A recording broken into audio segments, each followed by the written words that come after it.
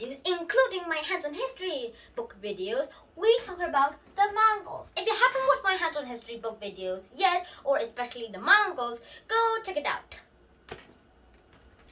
Now, as I said earlier, we have been talking about the Mongol, and today we are going to talk about the Mongol Empire. And we're going to do something different today. We are going to use the world map as often in this video. And I have to say that this is undeniably changed the world by Genghis Khan.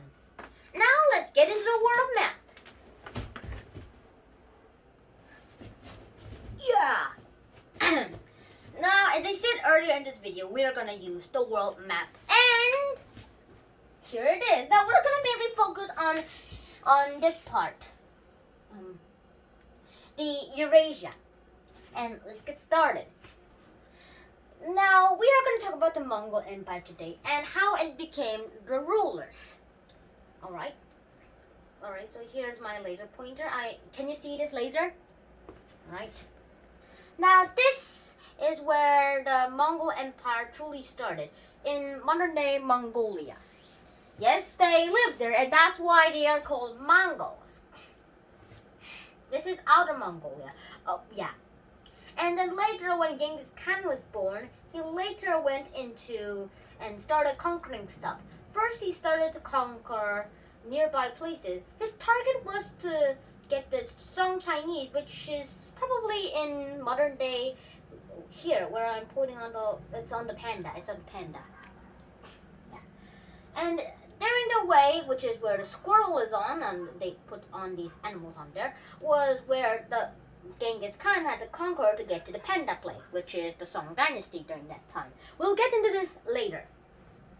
Now, Genghis Khan started to conquer other places, and when he died, mysteriously to be exact, he was able to conquer all of this part. Let me circle it. He was still wanted to conquer the Panda port, and luckily he didn't conquer my Koreas. Oh, precious. Yeah. And then later his successor, his son called Udaygaya Khan, later conquered more land, and he was able to conquer all of the Song dynasty. And still, he wanted to control the Koreans, but they kept on resisting. They were strong. Yay! And later, after Udaygaya Khan died, a new ruler, the grandson of Genghis Khan, wanted to conquer more, but he died. Then later, Kublai Khan, another grandson of Genghis Khan, decided to conquer a lot more. Now, this is how much land he conquered. He conquered from this place right here to Korea. Wow. And then later, immediately after Kublai Khan died, the empire went from this part into nothing. Now, no one knows why this happened, but later the Mongol Empire was later restored again. And the Silk Road, if you remember from my hands-on history books and series, was destroyed. That was the completely destroyed one. And later, other Khans will start re-establishing the empire again. We haven't recorded or even found the names of these Khans. But they was able to conquer the Koreas again. And they was able to reclaim all their land that they got. They never got to conquer Russia though. Why? Well, no one knows. But later in the 1960s, surprisingly, there was the last Khan. 1960s, I mean, that was not hardly long ago. That was when the last Khan started. And why did this last Khan started to fall down? Well, it's because of the Soviet Union or USSR rebellion went again to the Khan and killed them, which ended the Khans, which ended the time of the Khan over the Khans. Yeah. And because of the USSR, well, surprisingly, even after the Mongol Empire had been destroyed, Mongolia started to fight in the World War I and World War II. And they decided to go on with the Russians, part. Even though the USSR even fought against the Mongolians in the USSR rebellion and revolution, they still decided to be friends with Russia. And they never said that they were full friends though. They were friends with Germany, so, and even Italy, and they were pals. And later they even became friends with the South Koreans and surprisingly the Japanese. And even today, a lot of South Korean and Japanese restaurants can be found in Mongolia, the country Mongolia. And even after the declination of the Mongol Empire, which stretched from this land all the way to, well, for now, South Korea, sadly, they never was able to control India. That's because the British already did it. And remember, that time India and Pakistan was India.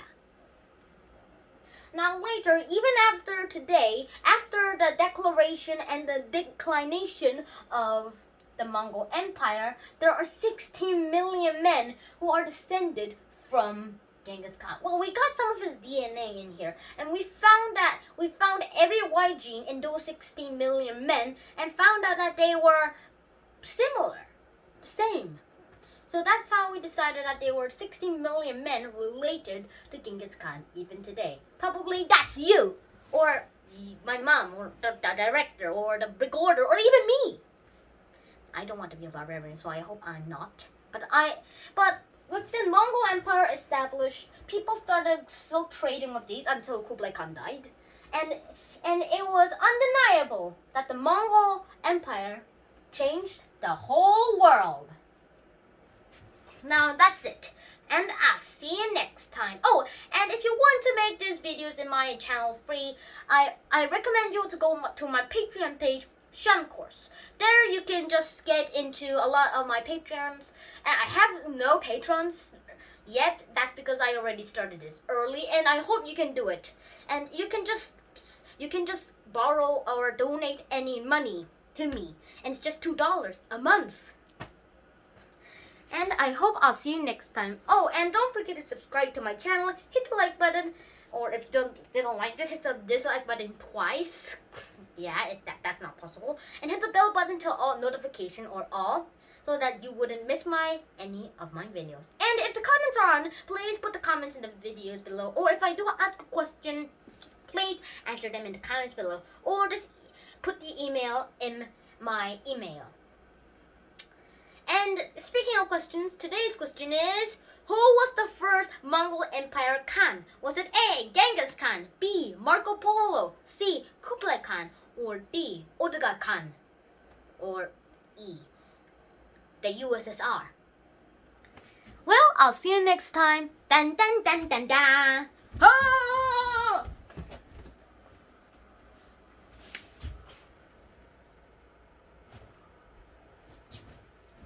Oh, and special thanks to Crash Course for giving me this topic.